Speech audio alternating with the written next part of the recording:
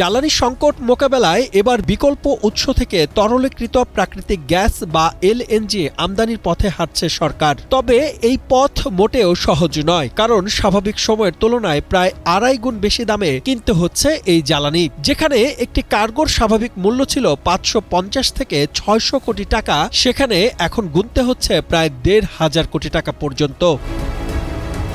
দেশের মোট গ্যাস সরবরাহের 1/3 আসে এলএনজি আকারে বিদেশ থেকে। দীর্ঘমেয়াদী চুক্তির আওতায় ওমান ও কাতার এই গ্যাসের প্রধান সরবরাহকারী। কিন্তু চলমান যুদ্ধ পরিস্থিতিতে এই দুই দেশের উৎপাদন ব্যাহত হয়েছে এবং হরমুজ প্রণালীতে জাহাজ চলাচল বন্ধ থাকায় নির্ধারিত সময়ে জ্বালানি আসছে না বাংলাদেশে। বিকাশ পেমেন্টে 10,000 টাকার বেশি অফার।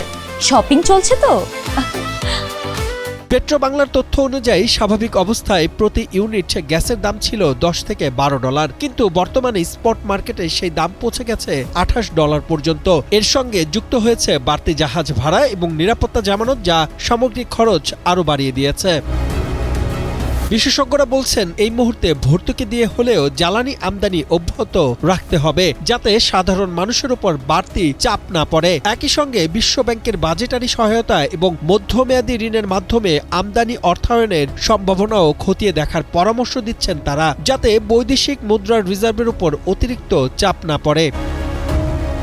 শুধু গ্যাস নয়, জ্বালানি তেলের বাজারেও একই রকম অস্থিরতা বিরাজ করছে। বিপিসির জন্য স্বস্তিদায়ক সীমা হলো প্রতি ব্যারেল ক্রুড তেলের দাম $85 মধ্যে থাকা, কিন্তু বর্তমানে তা $100 উপর ওঠানামা করছে। এই পরিস্থিতিতে বিকল্প বাজার খুঁজতে ভারত ও চীনের কাছে সহায়তা চাওয়া হয়েছে। পাশাপাশি যুক্তরাষ্ট্রের সঙ্গেও আলোচনা চলছে বলে জানা গেছে।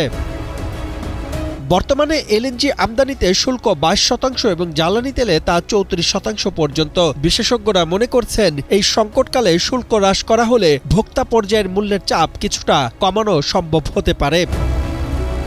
সাদমান সাকিব, কালের কণ্ঠ।